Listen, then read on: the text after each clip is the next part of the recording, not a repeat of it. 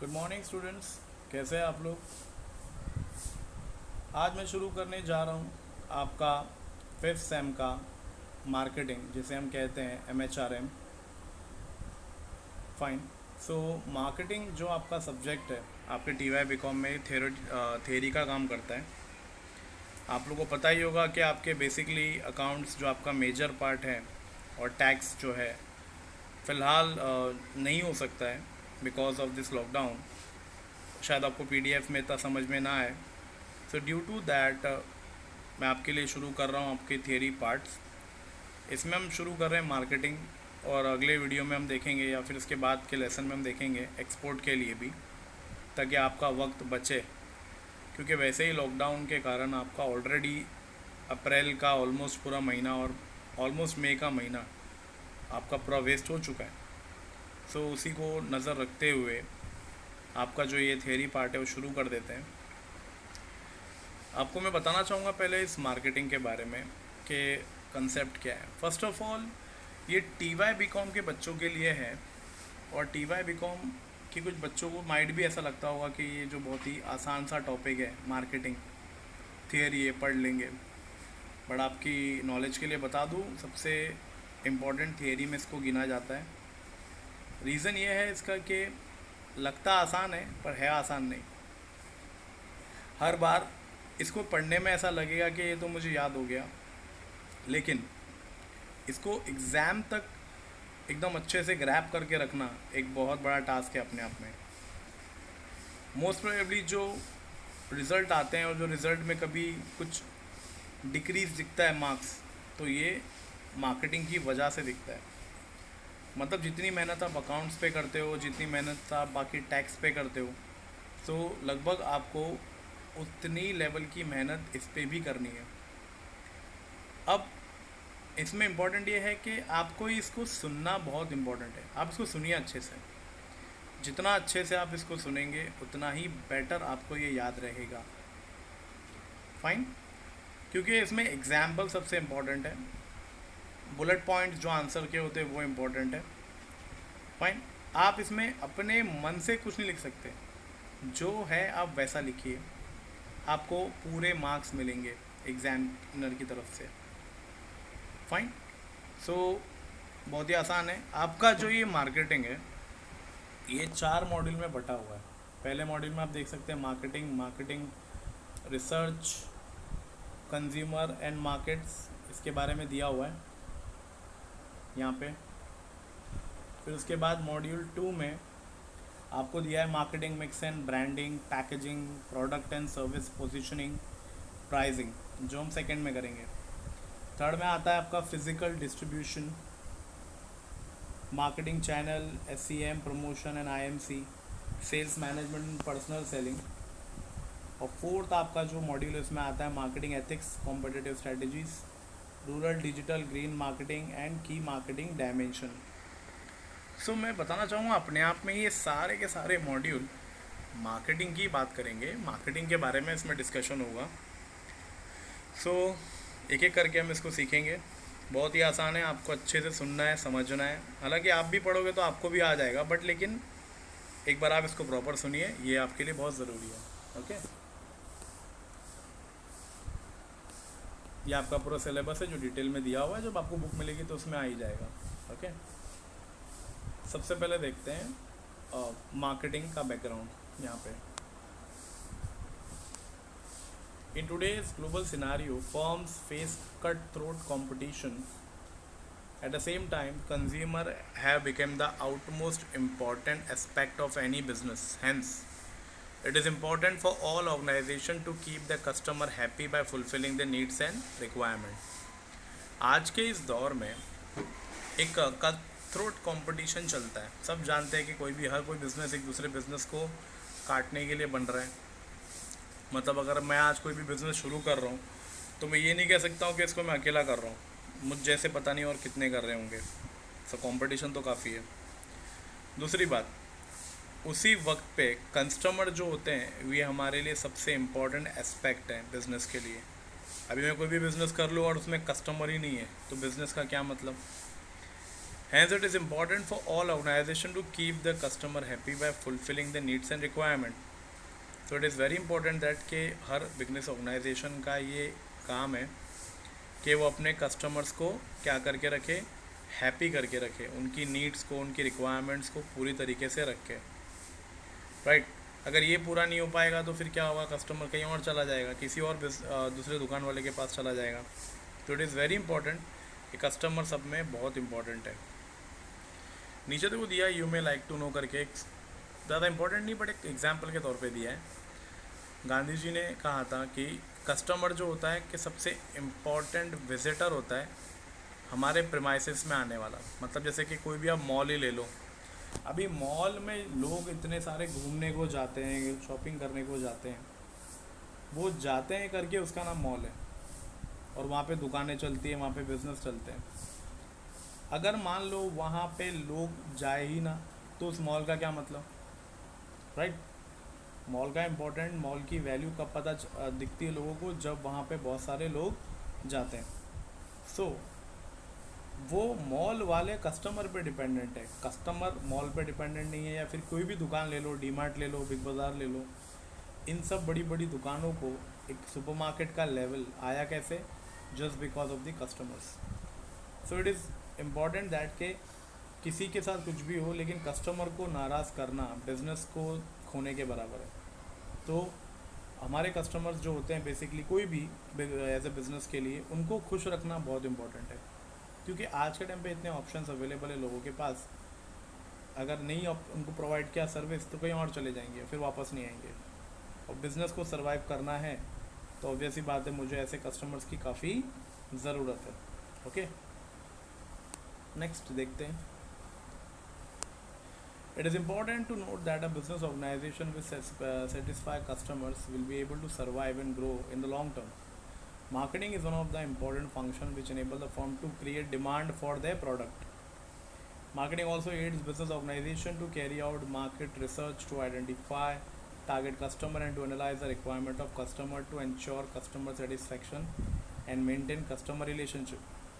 To create and maintain brand image, to create brand loyalty, to facilitate business expansion etc. अब ये देख लीजिए, अगर किसी को अपना बिजनेस लॉन्ग टर्म के लिए चलाना है, लंबे समय के लिए, तो जाहिर सी बात है उसको कस्टमर के साथ अच्छे रिलेशनशिप रखने पड़ेंगे। क्योंकि कस्टमर एक बार अगर अच्छा खुश होके गया तो दोबारा डेफिनेटली वो आएगा, और अकेला नहीं आएगा, साथ में बहुत भी कस्टमर्स को लेके आएगा, ये बात है।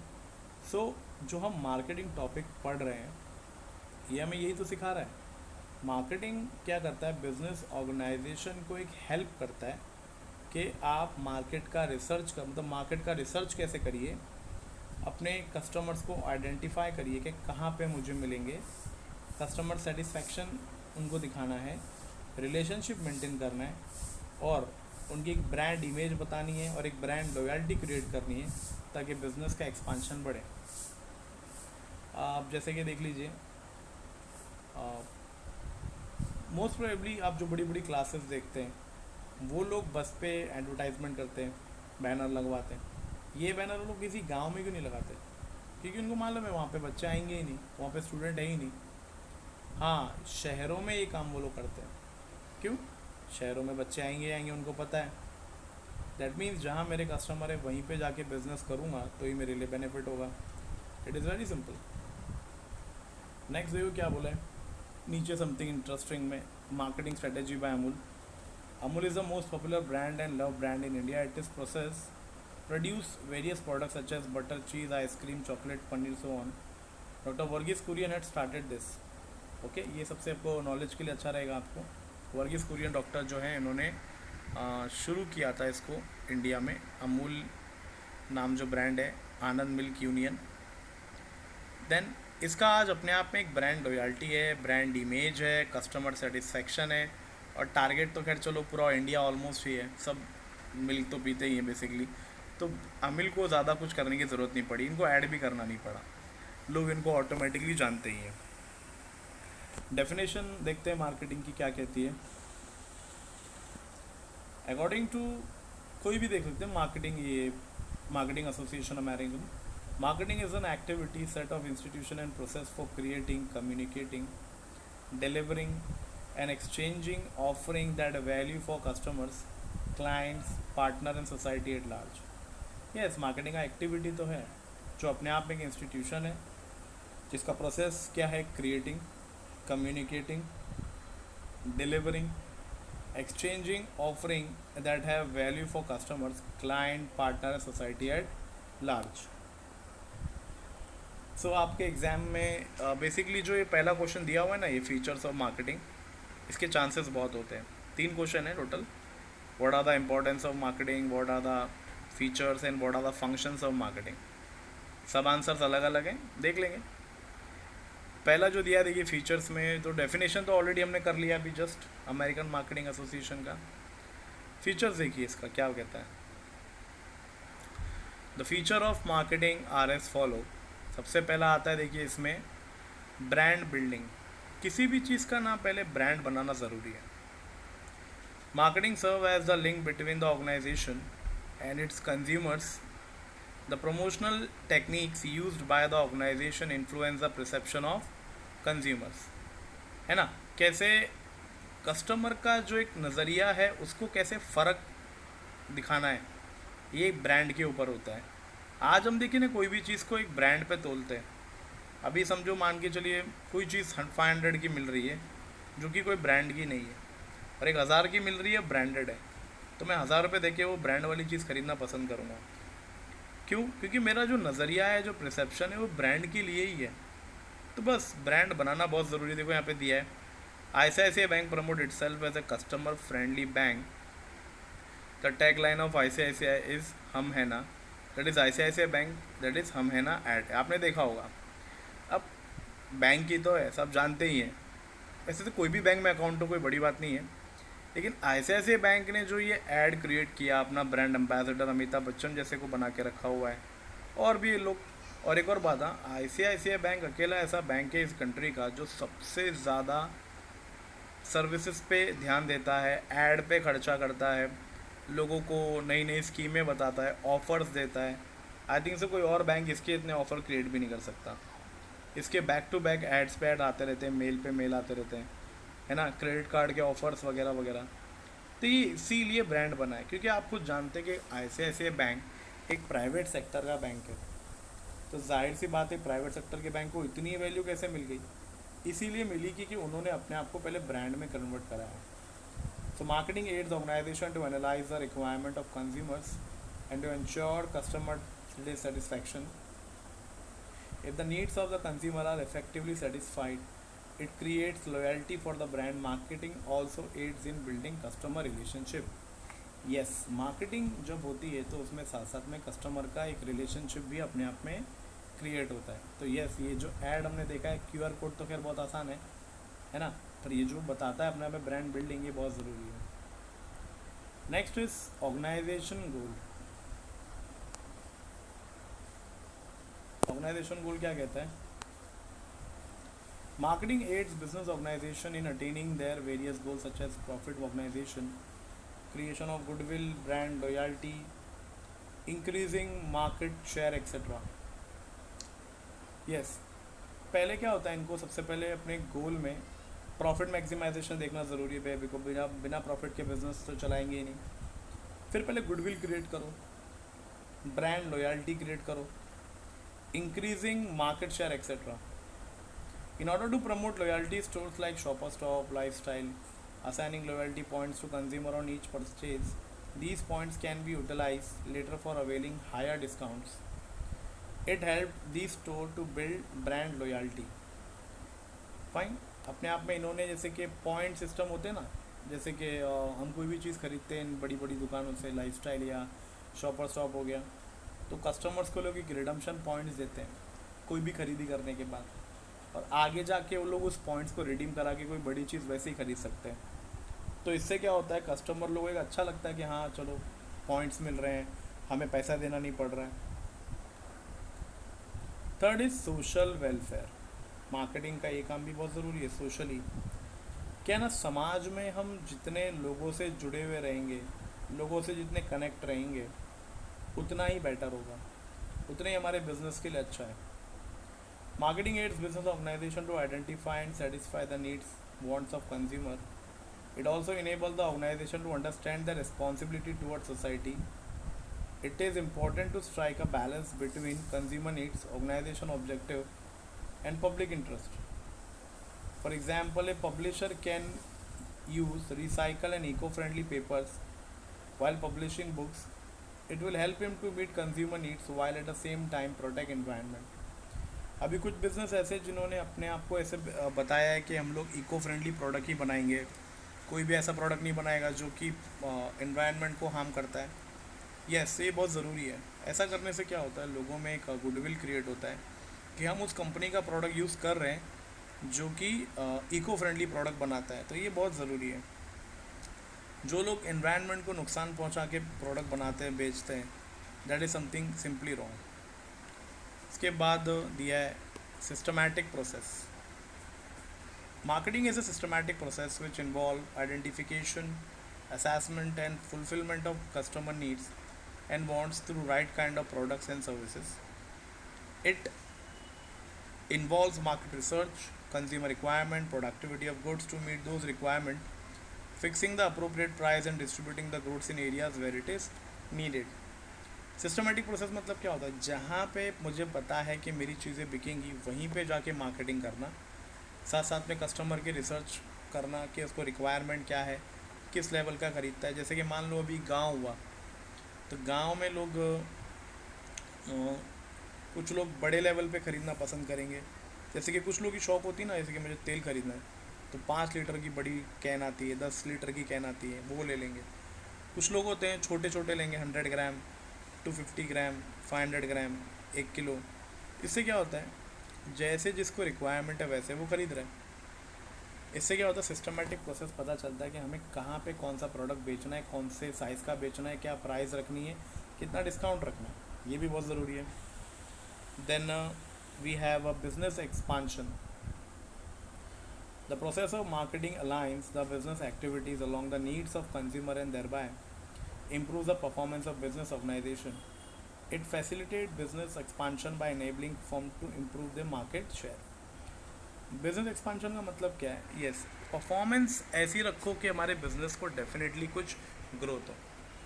फाइन, कब तक ऐसे काम चलाएंगे नॉर्मल बिजनेस करके, तो यस, इसमें बहुत ज़रूरी है कि हमें पता चले कि कैसे बिजनेस को एक्सपांड करना है, एक्सपांशन लेवल रखना है।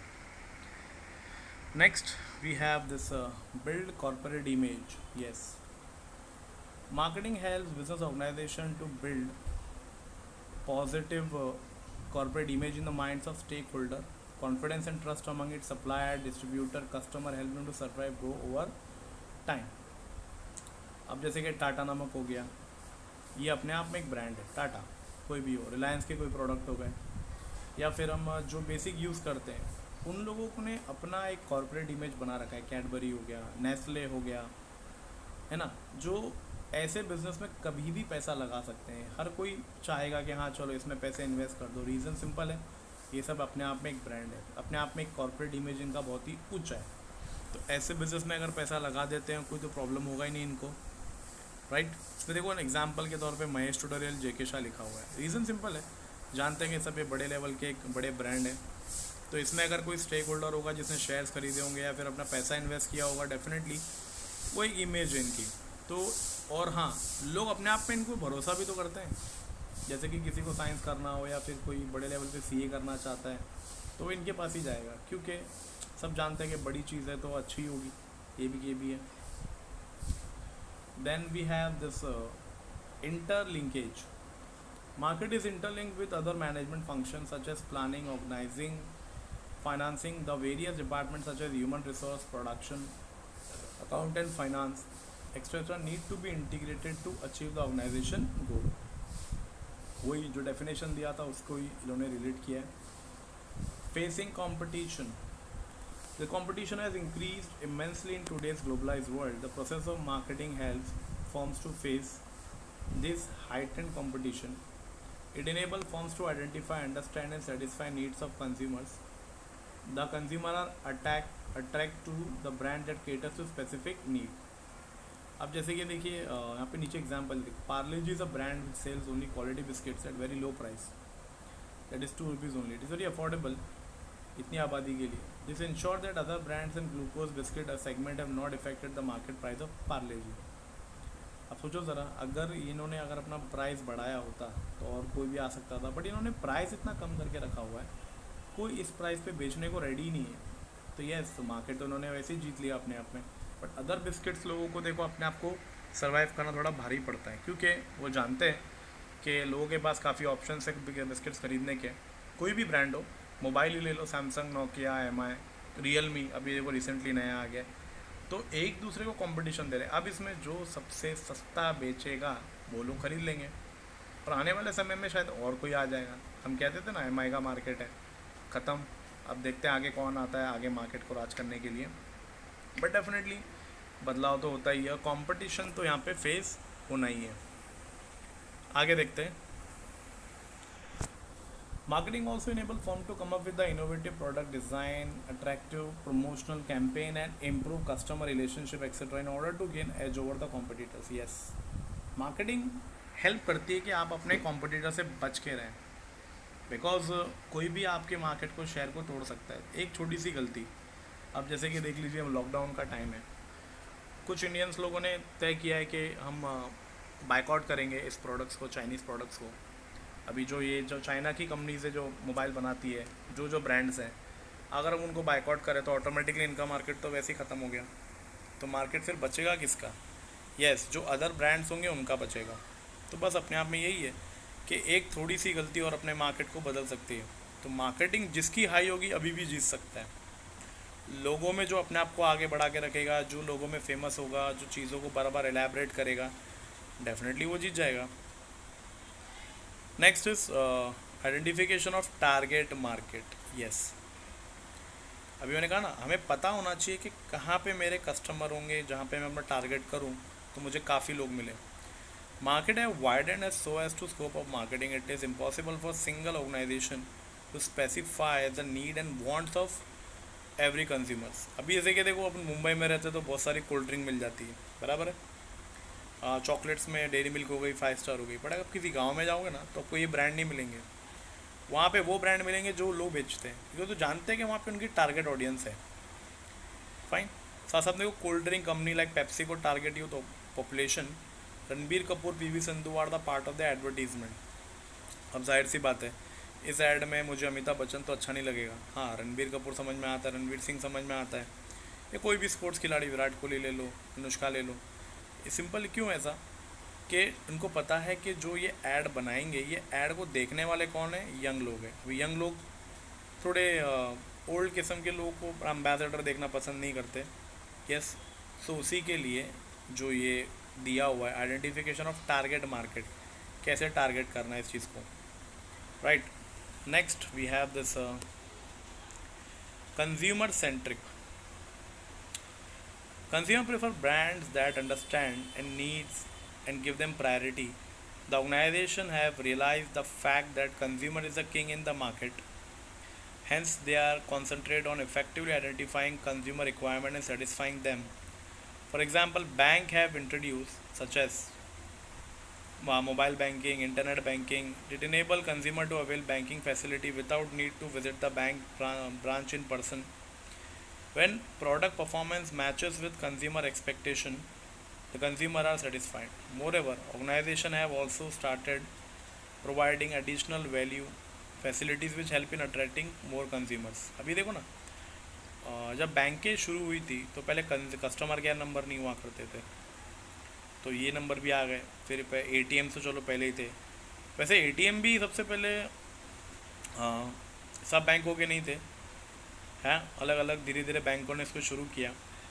फिर कस्टमर सर्विस होती है, कस्टमर केयर, वो पहले 8 बजे से 8 बजे तक थी, सुबह के 8 से शाम के 8।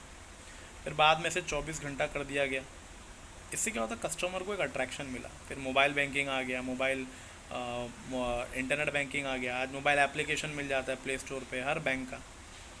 तो जिसमें ज़्यादा इजी फैसिलिटी होती है ना, कस्टमर वहीं जाके अकाउंट ओपन कर लेता है।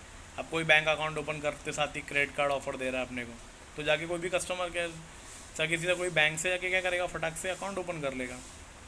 कंज्यूमर सेंटरिंग है आखिर में। Market atmosphere, The process of marketing is influenced by various aspects of market atmosphere such as consumer preference, income, demographic characteristic, strategies of competitors, government policy, international market environment, and so on. It is essential to consider all these aspects to devise effective marketing strategy. Atmosphere भी कैसा है वो भी देखा जाता है, customer क्या prefer करता है, इनकम कैसी है, वहाँ पे लोग पढ़े लिखे हैं या गांव है या शहर है, और गवर्नमेंट की पॉलिसी कैसी है, इंटरनेशनल मार्केट एनवायरनमेंट कैसा है, ये सब चीज़ें भी कंसिडर की जाती हैं.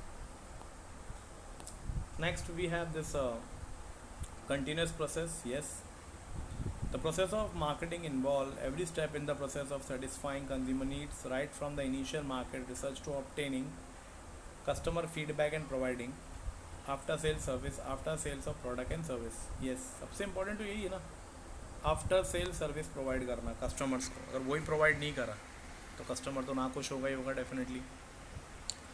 फाइन, जैसे कि कोई भी प्रोडक्ट बेचना मार्केटिंग से कोई भी ख़रीद लेगा, बट उसके बाद उसको आफ्टर सेल सर्विस देना वो भी मार्केटिंग का एक हिस्सा है. क्योंकि अगर समझो ख़राब हुआ, थोड़ी सी प्रॉब्लम हुई तो कस्टमर कंप्लेंट करेगा, अगर वो ठीक ही नहीं हो तो दोबारा कभी ज़िंदगी में प्रोडक्ट नहीं लेगा, अगर ठीक कर दी तो डेफिनेटली उसको ख़रीदेगा. Next we have this includes ideas, goods and services.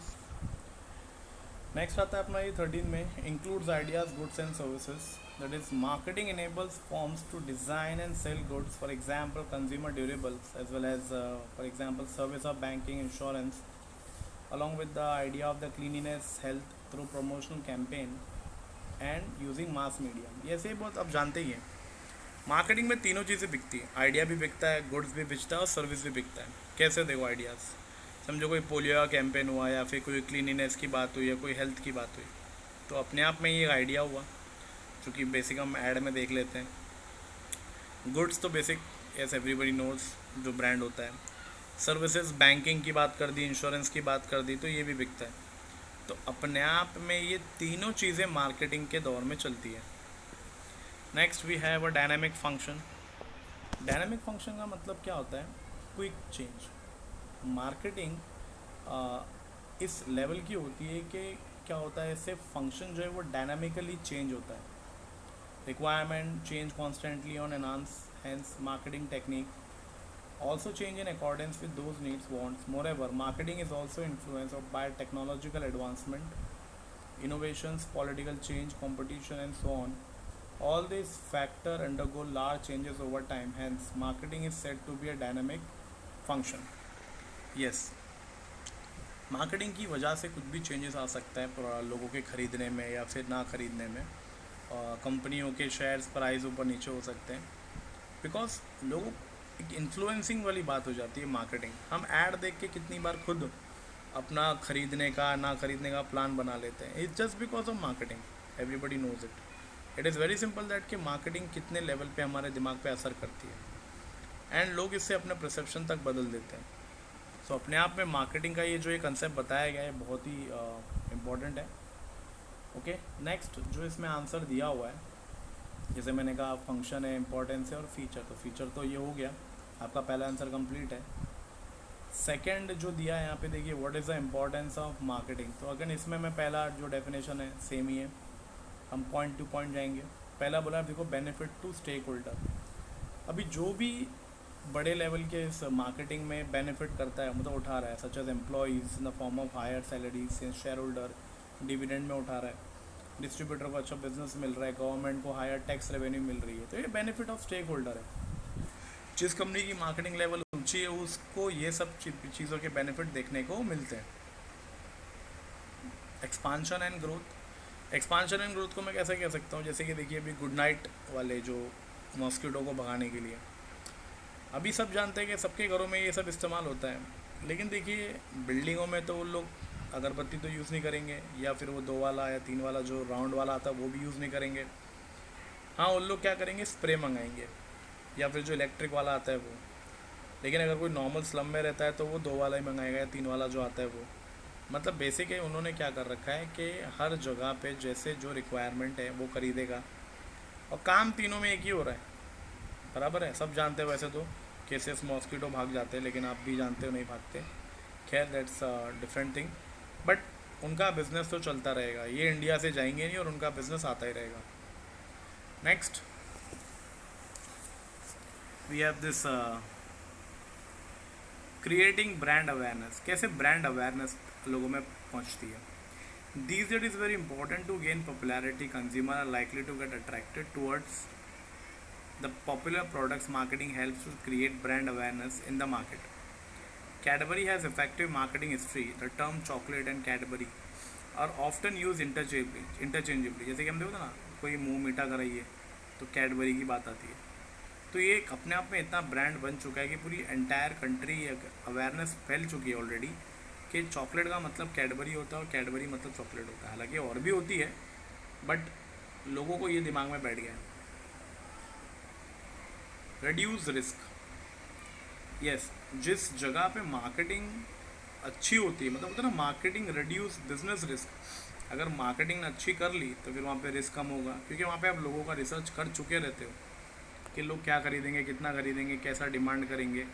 Each and everything आप इसको देखते रहते हो, राइट. सो जो भी चेंजेस होगा, जो भी कुछ अवेयरनेस होगी, ऑलरेडी हमें पहले ही पता चल जाती है अबाउट दिस मार्केटिंग रिसर्च. बात आती है कंज्यूमर सेटिस्फैक्शन की. Yes, in today's world market है became largely consumer oriented. When the product performance match with consumer expectation the consumer are satisfied. Yes, obvious सी बात है, जहाँ पे उनको सेटिस्फैक्शन मिल गया वही कस्टमर खुश हो जाएंगे.